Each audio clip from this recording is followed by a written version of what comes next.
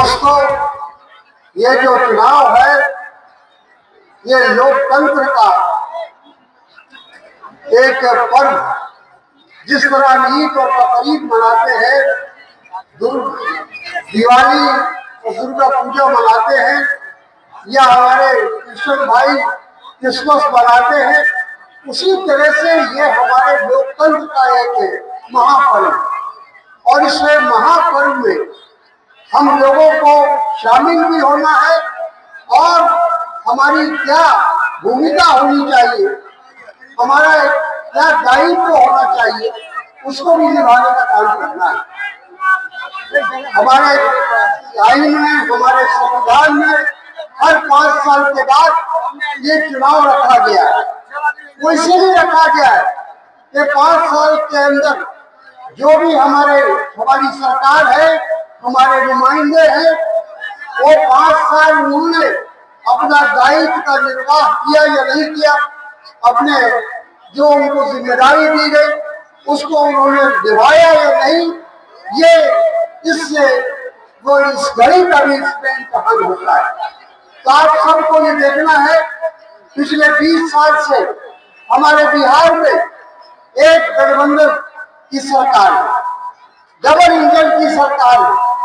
जो केंद्र में सरकार है उसी का यहाँ भारतीय जनता पार्टी और जदयू सरकार है। ये डबल इंजन की सरकार होते हुए हमारे बिहार का क्या हुआ और बिहार का के साथ साथ हमारे जिले का क्या हुआ, हमारे विधानसभा क्षेत्र का क्या हुआ, हमारे प्रखंड का क्या हुआ, हमारे पंचायत का क्या हुआ, इस सब की समीक्षा करने का ये वक्त होता है, ये जायजा लेने का वक्त है। 20 साल किसी भी राज्य के मुख्यमंत्री के लिए, किसी भी सरकार के लिए 20 साल का वक्फा बहुत लंबा वक्फा है। एक प्रकार से तो युग बीत जाता है और 20 साल लगातार हुकूमत में रहने के बाद अब हम जब उसका जायजा लेते हैं तो महसूस करते हैं कि बिहार का विकास, बिहार की तरक्की कहाँ तक हुई है। हम लोगों ने जब 20 साल पहले बिहार की जनता ने नीतीश कुमार जी को मुख्यमंत्री बनाया था और जब उनको जिम्मेदारी दी थी तो ये समझा था कि नीतीश कुमार बिहार का कल्याण करेंगे, बिहार की तस्वीर बदलेंगे, बिहार की तकदीर बदलेंगे। लेकिन 20 साल गुजरने के बाद जब हम आज जायजा लेते हैं तो आज बिहार वो राज्य है, वो सूबा है, वो रियासत है जो सबसे गरीब है। पूरे हिंदुस्तान के जो 30 सूबे हैं या राज्य हैं, उनमें सबसे पिछले पायदान पर अगर कोई राज्य है तो वो बिहार है। सबसे ज्यादा गरीबी, सबसे ज्यादा पलायन, सबसे ज्यादा भ्रष्टाचार, शिक्षा में ले लीजिए, स्वास्थ्य में ले लीजिए, किसी भी क्षेत्र में ले लीजिए, आज बिहार हिंदुस्तान के तमाम राज्यों के मुकाबले में, उनकी तुलना में हम सबसे पीछे। तो ऐसी स्थिति में हमको और आपको ये सोचना होगा कि यही स्थिति बनाए रखना है या स्थिति को बदलना है।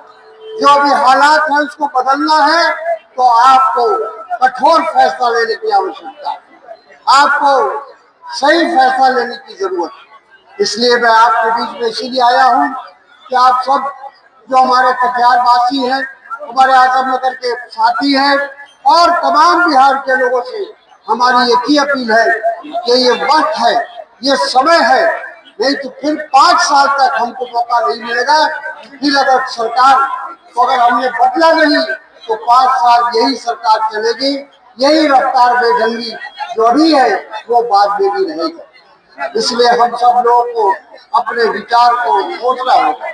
साथ ही साथ ये लड़ाई, जैसा मैंने शुरू में कहा, कि ये सिर्फ चुनाव नहीं है, ये जंग है और जंग है हमारे विचारधारा की जंग है। एक तरफ वो लोग हैं भारतीय जनता पार्टी और उनके साथी और संघ परिवार जो इस मुल्क के अंदर बदजमी फैलाना चाहते हैं, जो नफरत और घृणा की राजनीति कर रहे हैं, जो हमारे यहाँ सांप्रदायिकता और फिरका परस्ती के आधार पर वो सरकार चलाना चाहते हैं। वो यहाँ के अल्पसंख्यक को, जो हमारे गरीब मुस्लिम भाई हैं, उनको घुसपैठिया कहते हैं, उनको देश से निकालने की बात करते हैं। तो ये हमको देखना पड़ेगा कि घुसपैठिया जो तो मैं आपसे यही कहना था कि ये जो सरकार है, ये जो सरकार है, ये हमको और आपको घुसपैठिया मानती है। कैसी सरकार जो समाज को बांटती हो, जो हमारे अमन अमान को समाप्त करती हो, जो हमारे यहाँ जो हमारी भाईचारा है, जो हमारे यहाँ गंगा जमुनी तहजीब सदियों से चली आ रही है, उस तहजीब को अगर कोई भी व्यक्ति तोड़ना चाहता है, खत्म करना चाहता है, तो वो गलत है। तो इसलिए चाहे वो हिंदू फरका परस्ती हो, चाहे मुस्लिम फरका परस्ती हो, वो सब हमारे मुल्क के लिए नुकसानदेह। हमारा मुल्क, हमारा देश, ये गांधी का देश है और ये गांधी जी ने उनको सिखाया था सर्वधर्म समभाव, यानी हर धर्म का सम्मान करना, हर मजहब की इज्जत करना। ये गांधी जी का संदेश था, ये गांधी जी की तालीम थी और उसी पर हमको चलना है। अगर हमें हिंदुस्तान को एक रखना है, भारत को एक रखना है, तो हमको हिंदू और मुसलमान दोनों को मिलाकर चलना है। ये हिंदू मुसलमान हमारे, जिस तरह हमारे जिस्म के अंदर दो आंखें हैं, दो हाथ है, उसी तरह हिंदू और मुसलमान हैं। जिस दिन ये अलग हो जाएंगे, जिस दिन उनको अलग कर दिया जाएगा, ये मुल्क कमजोर हो जाएगा।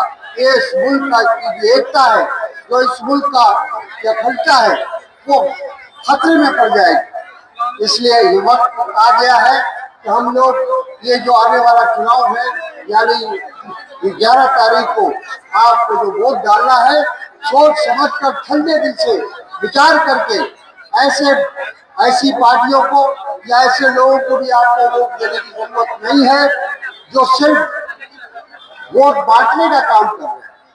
वोट कटुआ है, वोट कटुए से भी हमको बचना है। हमारा एक एक वोट बहुत कीमती है, हमारा एक एक वोट बहुत कीमती है।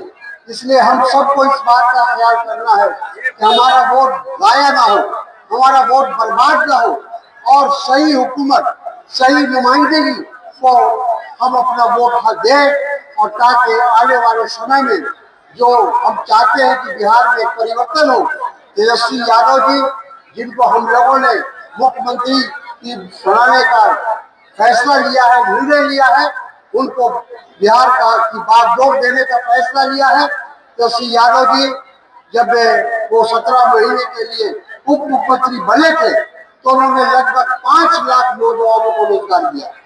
तो हमें उम्मीद है जो वो वादा कर रहे हैं, आज जो वो हम लोग गठबंधन ने जो फैसला किया है कि हमें हर घर को एक रोजगार दें, हर घर को, हर परिवार को एक रोजगार देने का जो वादा और संकल्प हमारे तेजस्वी यादव जी ने लिया है, हमारे गठबंधन ने लिया, हमारी पार्टी ने लिया है, आपकी सभी लोगों ने उसका फैसला किया है, उसको हमको पूरा करना है। तो वो तभी पूरा होगा जब आप सरकार बदलेंगे, जब आप हुकूमत बनेंगे। अभी हमारे से पहले पलायन की बात लोग कर रहे हैं। आज बिहार से हर वर्ष करीब 1 करोड़ नौजवान, पढ़े लिखे नौजवान, मेहनतकश नौजवान आज पलायन करते हैं। आज उनको दूसरे प्रदेश में जाना पड़ता है, दूसरे शहरों में जाना पड़ता है, वहाँ अपमानित भी होते हैं।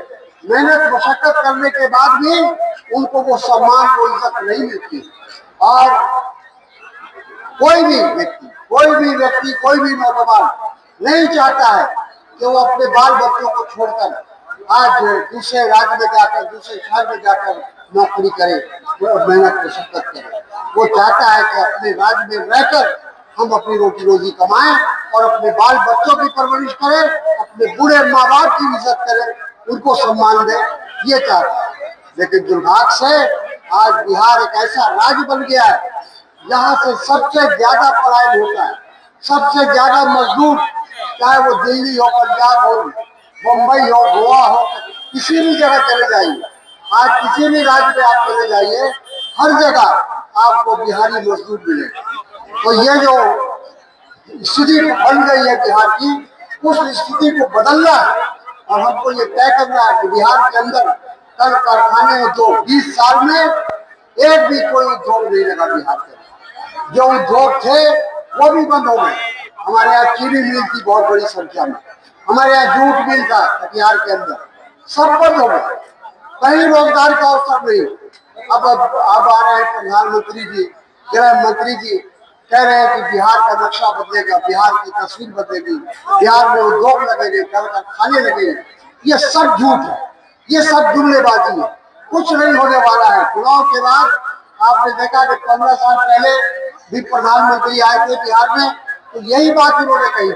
आज वही बात को फिर दोहरा रहे कि बिहार को हम नंबर 1 स्टेट बनाएंगे। लेकिन सच्चाई यह है कि इन लोगों को बिहार से कोई लेना देना नहीं है। अगर बिहार से लेना देना होता तो 20 साल में बिहार का नक्शा बदल जाता, बिहार की तस्वीर बदल जाती, बिहार की गरीबी दूर हो जाती, बिहार से भ्रष्टाचार खत्म हो जाता। लेकिन ऐसा कुछ भी नहीं। ये आपको मैं आगाह करना चाहता हूँ। इन लोगों से होशियार रहने की आवश्यकता है।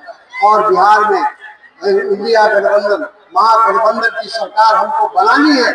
अगर बिहार के भविष्य को देखना है, अपने नौजवानों के भविष्य को देखना है, अपने बच्चों के भविष्य को देखना है, तो बिहार के अंदर सरकार बदलना आवश्यक है। और ये तभी बदलेगा जब गठबंधन का एक एक उम्मीदवार यहाँ से जीतेगा। यहाँ से इशरत परवीन हमारी गठबंधन की उम्मीदवार है। हम लोग चाहेंगे, आपसे यही अपील गुजारिश करेंगे कि उनको कामयाब बनाइए। वो अगर जीतती है, ऐसे तमाम हमारे महागठबंधन के लोग तमाम जीतेंगे और जीतकर हम लोग एक बहुमत वाली सरकार, एक मजबूत सरकार, एक अस्थायी सरकार बनाने का काम करेंगे। आप सबको मैं अपनी ओर से शुभकामनाएं देता हूँ। और क्योंकि जुमा का वक्त है, मैं अपनी बात यहीं पर खत्म करता हूँ। बहुत बहुत शुक्रिया। जय हिंद।